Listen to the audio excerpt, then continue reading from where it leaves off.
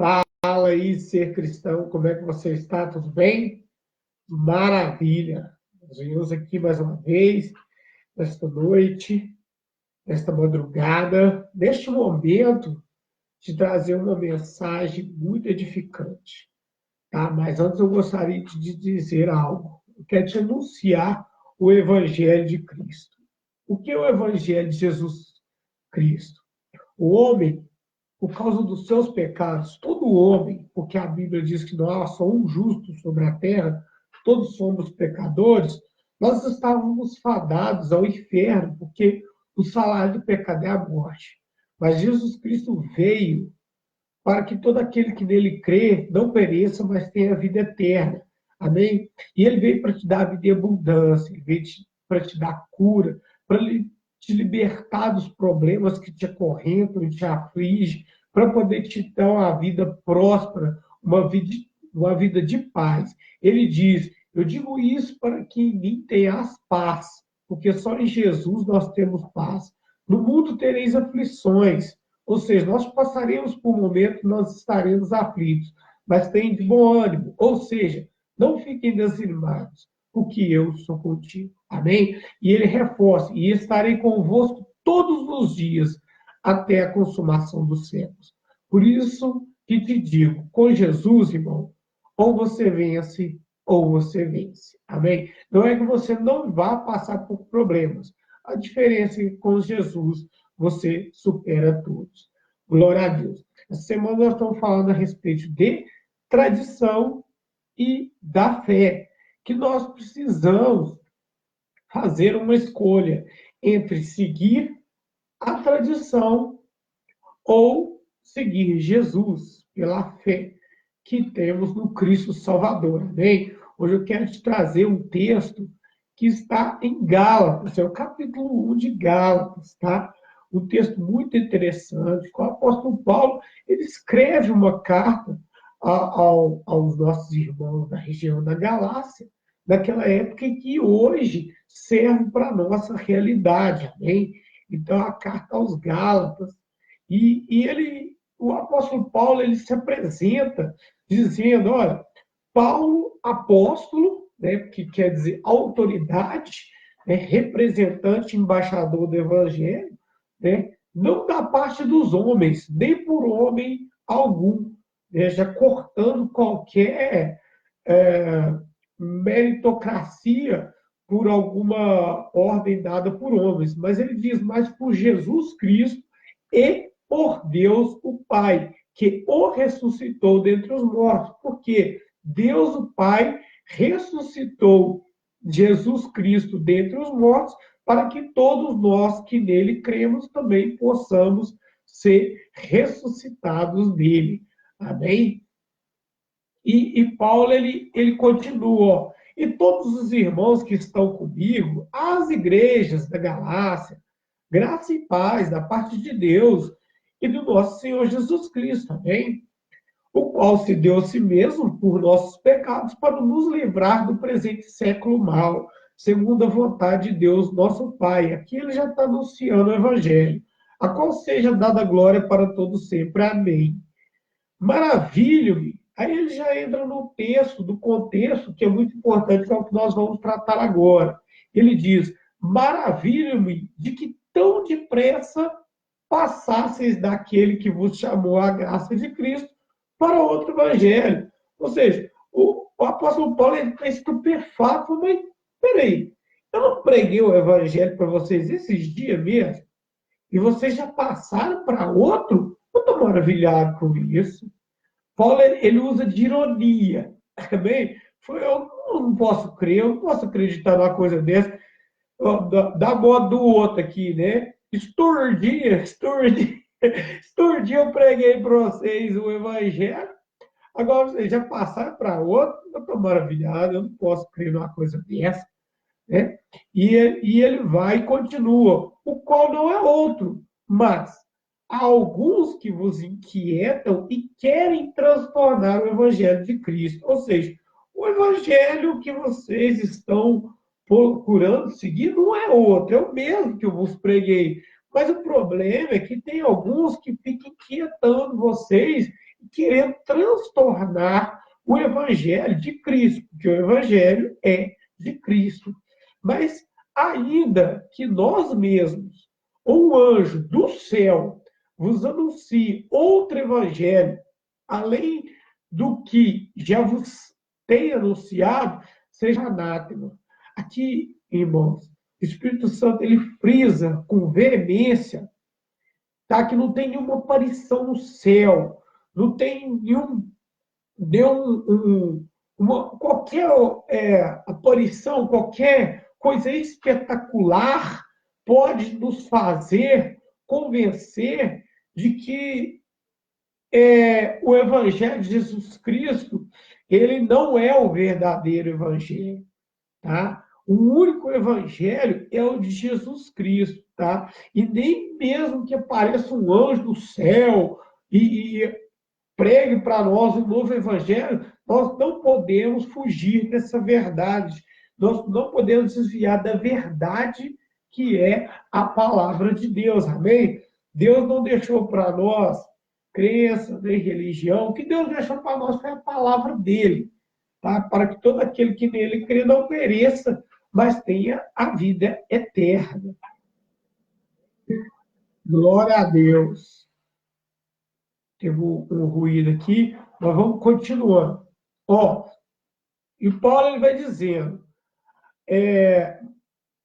mas, assim, como já vos dissemos, agora, de novo, também vos digo, se alguém vos anunciar outro evangelho, além do que já receber, seja anátema, ou seja maldito, amaldiçoado, herege, entendeu? Não é a verdade. O evangelho, irmãos, é esse aqui, ponto. Amém? Todo o Antigo Testamento, ele direciona para a vinda de Cristo, para a primeira vinda de Cristo.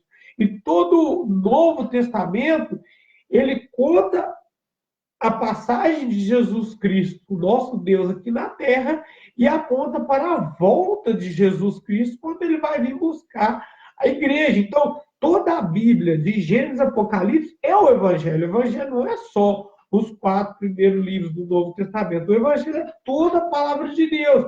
Por quê? No Antigo Testamento, Deus avisa que o Messias vai vir, e no Novo Testamento mostra que ele veio e que ele vai voltar. Isso é o Evangelho, porque Jesus voltando, a igreja será arrebatada e nós seremos salvos e viveremos eternamente com ele.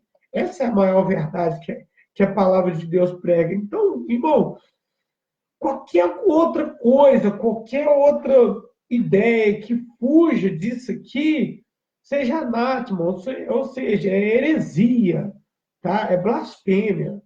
E Paulo continua. Olha, por quê?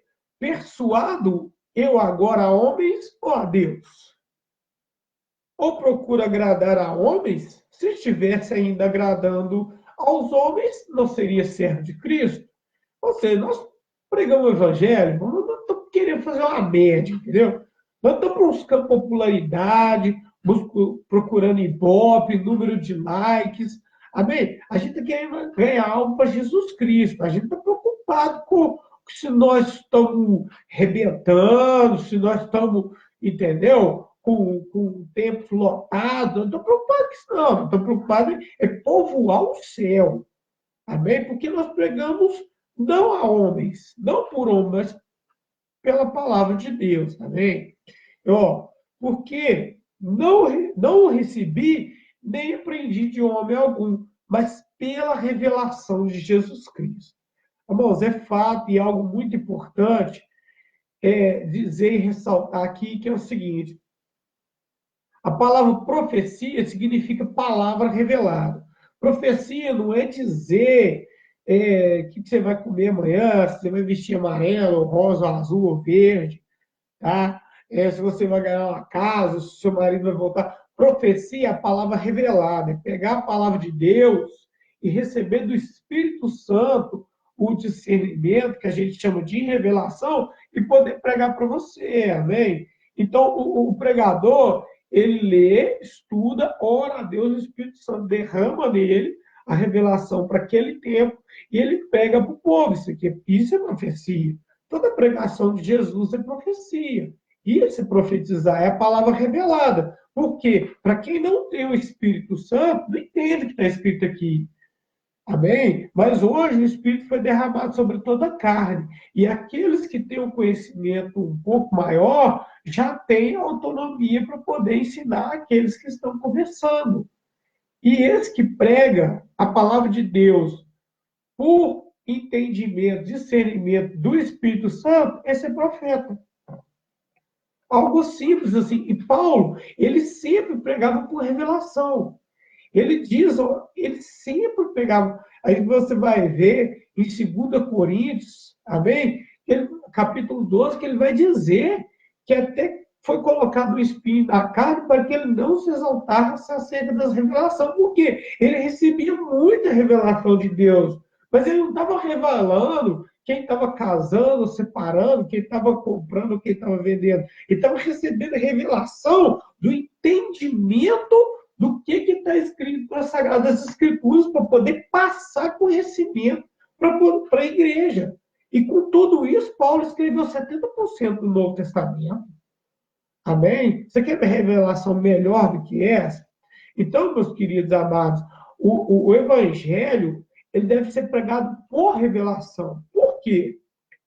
Olha só, o apóstolo Paulo, ele foi um doutor da lei. Ele foi um homem que foi criado aos pés de Gamaliel, um dos mais renomados doutores da lei da época. E ele pega e ele ignora todo aquele conhecimento aprofundado, teológico, que ele tinha, que ele poderia até usar para poder persuadir as pessoas, e ele abre mão daquele estudo aprofundado que ele tinha para pegar por quê? Por revelação.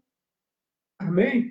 Porque ele mesmo diz, é muito melhor profetizar do que falar em línguas. Profetizar é o quê? Receber revelação de Deus e passar a mensagem da palavra revelada para a igreja. Amém? Olha só o discurso dele. Ele mesmo contando isso. Olha só o que Paulo diz aos Gálatas. Porque já ouvisse qual foi antigamente minha conduta no judaísmo, como sobremaneira perseguia a igreja de Deus e a assolava. E como eu falei mal dos crentes quando eu era novo. Meu Deus, como eu falei mal dos crentes. Misericórdia. E cá estou eu, crente, um cristão genuíno para a glória de Deus, quer permanecer, né? A gente paga com a língua. Graças a Deus, Deus permitiu a conversão. E Paulo fazia isso, Paulo perseguia, né, sobremaneira a igreja de Deus e a assolava. E ele diz, e na minha nação excedia em judaísmo, há muitos da minha idade. Quer dizer, ele sabia mais que os irmãos dele, os colegas dele de turma, tudo, sendo extremamente zeloso das tradições de meus pais. Então, Paulo, perceba que ele dá um testemunho que ele era extremamente zeloso das tradições do pai dele. Ou seja, tudo que ele recebeu, tudo que ele aprendeu, que era tradição dos pais, dos antecessores dele, ele cuidava fazer com maior zelo. Mas olha só o que ele diz a respeito. Mas, quando aprouve a Deus que desde o ventre da minha mãe me separou e me chamou pela sua graça, porque Deus te chamou desde o ventre da sua mãe, amém? Muitos serão chamados, mas poucos serão escolhidos. Por quê? Poucos escolhem servir a Jesus, mas todos são chamados. Mesmo antes de você vir ao mundo, Deus já te chamou desde o ventre da sua mãe, amém? Ó, e ele diz, e me chamou pela sua graça, revelar seu filho em mim, para que o pregasse entre os gentios, não consultei nem a carne e nem o sangue. Então, Paulo, ele vem revelar o Filho de Deus através da vida dele, através do testemunho dele, mas não pela carne e nem pelo sangue, tá? Ele não vai revelar Jesus pelo vasto conhecimento que ele tinha a respeito das Sagradas Escrituras, mas ele vai revelar Jesus através das revelações do Espírito Santo, através do seu testemunho. E ele diz: nem tornei a Jerusalém a ter com os que já antes de mim eram apóstolos, mas parti para a Arábia. E nem foi em Jerusalém, procurar lá, você tem que ir na cidade tal, você tem que ir na Terra Santa. Não, ele foi para a Arábia, ele foi para a Arábia. E voltei outra vez a Damasco. Depois, passados 3 anos, fui a Jerusalém para ver a Pedro. E fiquei com ele 15 dias. Paulo ficou com Pedro 15 dias só. E não vi a nenhum outro dos apóstolos, senão a Tiago, irmão do Senhor. Ou seja, ele não estava ali no bom relacionamento com os patrícios, recebendo tapinha nas costas, né? E fazendo como os políticos, aí vou fazer menção do deputado fulano, vou fazer menção do vereador ciclano, para que, como Jesus diz, para que eles possam me recompensar mais para frente. Não, Paulo estava se ocupado das coisas de Deus. Ele não estava preocupado em agradar aos homens. E ele nem teve tanto contato assim com os apóstolos que foram apóstolos muito antes dele. E você vai entender onde que ele e nós queremos chegar agora. Ora, acerca do que vos escrevo, eis que diante de Deus testifico que não minto. Depois fui para as partes da Síria e da Cilícia, e não era conhecido de vista das igrejas da Judéia que estavam em Cristo. Ou seja, Paulo não era popular, não, gente. Ele era um desconhecido. Amém? Mas somente tinha ouvido dizer: aquele que já nos perseguiu anuncia agora a fé que antes destruía, e glorificavam a Deus a respeito de mim. E a gente sabe que Paulo foi um dos maiores, se não o maior evangelista de todos os tempos, após o advento do nosso Senhor e Salvador Jesus Cristo. Ele percorreu o sul da Europa, o Oriente Médio, a Ásia Menor, a Ásia, o norte da África. Ele evangelizou tudo em torno do Mar Vermelho. Ele fez 3 viagens missionárias, ficava anos, meses, né, das cidades, fundando igrejas, levantando presbíteros e abrindo mais igrejas, pregando o evangelho. Amém? E se não fosse a obra de Deus através da vida do apóstolo Paulo, o cristianismo não seria hoje tão difundido no Ocidente como o é, sendo a fé mais exercida do planeta hoje, o cristianismo, e até o nosso calendário é cristão. Mas veja que interessante, irmãos, que o apóstolo Paulo, ele abriu mão da tradição para poder viver a fé no Cristo Salvador.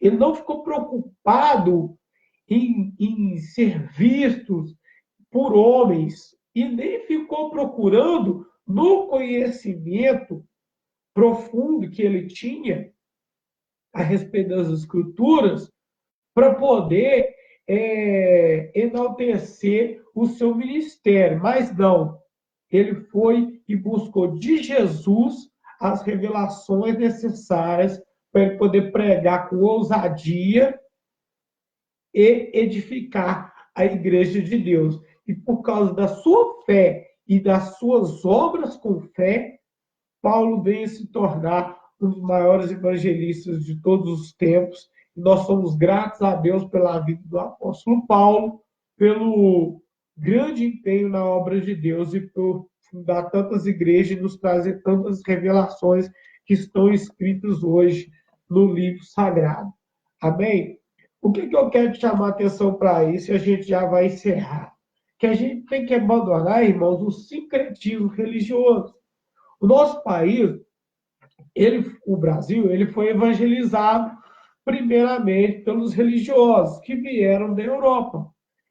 E para poder atender e conseguir adeptos, na época, abriu-se uma brecha, uma prerrogativa da religião para absorver os costumes, por exemplo, dos indígenas de adorar o sol, de adorar a lua, de invocar os espíritos dos seus antepassados, o espírito do rio, o espírito da floresta, e depois veio se tornar o espírito do caboclo, né? E vários outros espíritos que eles buscavam através da pagelança para poder curar as suas crianças. E também foi absorvido a cultura africana, né, que dentro dos mais de 400 deuses africanos, e com as suas benzeduras, as suas rezas, as suas danças, os seus atabaques, né, as suas invocações, os seus sacrifícios, né, e isso também foi introduzido, e o Brasil se tornou uma miscigenação de várias culturas e de várias crenças do planeta. Depois, com a fuga da Primeira Guerra Mundial, a fuga da Segunda Guerra Mundial, com a entrada dos italianos, a entrada dos judeus, então nós tivemos várias influências. E para que todo mundo pudesse conviver em paz e harmonia, porque aqui não há perseguição religiosa, então houve-se uma grande mistura de influência. Isso é chamado de sincretismo.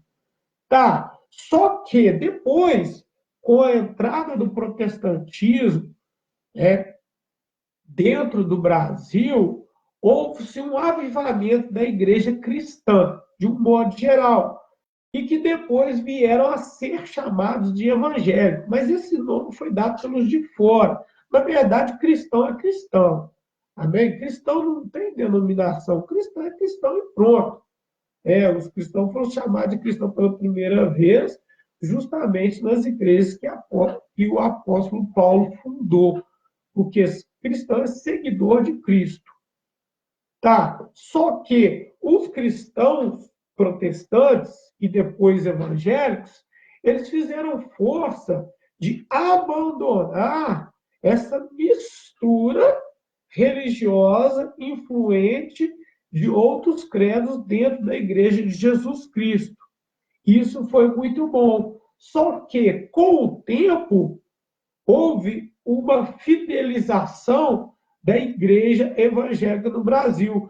E, mais uma vez, a Igreja de Jesus, agora representada pelos protestantes, pelos evangélicos, caiu na mornidão.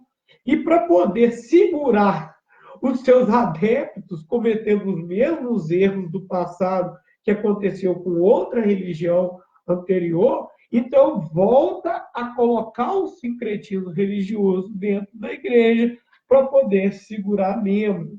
E esse é um grande erro, porque hora nenhuma, você vai ver que hora nenhuma, Jesus, na sua pregação, no seu ministério, ele tenta segurar as pessoas com artifícios para poder encantar, para poder, enfim, cativar as pessoas. Não, ele apenas opera os sinais que o Espírito Santo lhe dá. Quais são? Pregar o evangelho com autoridade, expulsar os demônios, espíritos imundos, potestades, principados, as forças das trevas, e curar os enfermos. É o que ele mandou fazer em Mateus 10, é o que ele mandou fazer em Marcos 16. E de pregar o evangelho, fazer discípulos de todas as nações. Né? Expulsar os demônios, curar o enfermo. Esse é o ministério de Jesus Cristo. O que passa disso é sincretismo religioso. É verdade que Deus usou o cajado de Arão, que floresceu. É verdade que Deus usou o sal na mão de Eliseu. É verdade que Deus usou a sombra de Pedro. É verdade que Deus usou os aventais de Paulo para poder curar as pessoas. Então, Deus não tem restrição. Se Deus sentir que ele vai usar essa xícara para curar alguém, ou esse celular, se essa for a sua fé, Deus vai te curar. Mas a partir do momento que nós ficamos presos em coisas materiais, a gente está praticando o sincretismo religioso. Exemplo, a gente não pode ir na igreja só por causa do louvor. porque Deus está dando oportunidade para a gente louvar, porque o dia que tirar de nós louvor, a gente se aborrece, desce o beijo e sai da igreja. A gente não pode ir na igreja só por causa das línguas, do rodopiar, das pregações eloquentes, porque o dia que tiver um pregador mais equilibrado, o dia que não tiver línguas, a gente se aborrece e sai da igreja. A gente não pode ir na igreja só por causa de campanha, em cima de campanha, e do sal, e da madeira, e do paninho, e do avental, e da água do Jordão, e da areia de Jerusalém. Por quê? Se a gente ficar nesse sincretismo, no dia que não tiver essas campanhas, a gente morre e sai da igreja. Então a gente deve ir na igreja por causa de Jesus. Por causa de Jesus. E qual que é o ministério do Senhor Jesus? Pregação da palavra, cura de enfermos, libertação dos demônios. Tá? Ele ainda acrescenta em Mateus: limpai os leprosos e ressuscitai os mortos. Aí tem tanto a ressurreição dos mortos em vida, quanto a ressurreição dos mortos mesmo, que a alma se esvaiu do corpo. Tá? Eu quero te dizer o seguinte, amado. Deus ele tem algo mais rico, mais precioso, mais profundo para você. Amém? E vai muito além da, da tradição, da tradição, tá? Deus ele opera milagres, Deus opera maravilha, Deus ele transforma a sua vida totalmente, ele te faz uma pessoa pacífica, uma pessoa feliz, uma pessoa próspera, tá? O que que tem que ter na igreja? Pregação do evangelho. Tem que ter cura, porque Jesus se compadece dos doentes, tá? E ele quer que cure as pessoas. Tem que ter libertação, porque Jesus se compadece das pessoas e quer que expulse os demônios. Nós estamos no meio de uma guerra. Mas principalmente transformação de vida, tá? E o evangelho, pelo menos embasado nesse texto de Gálatas 5, aquele que eu estou te trazendo agora é por revelação de Deus.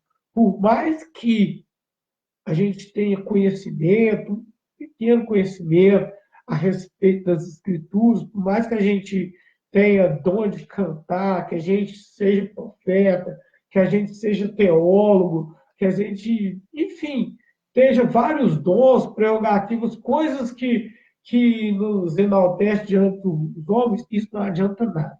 O dom maior que Deus quer de nós é o amor, tá? E a pregação que Deus quer que a gente traga para você, para as pessoas, é através de revelação do Espírito Santo. Ou seja, é o Espírito revelar o que está escrito aqui para que você possa ser edificado através dessa palavra, porque essa palavra ela é poderosa, tá? Essa palavra ela transforma. Não é um livro qualquer, é o único livro que você lê e transforma a sua vida de fato, tá? E acontece milagres.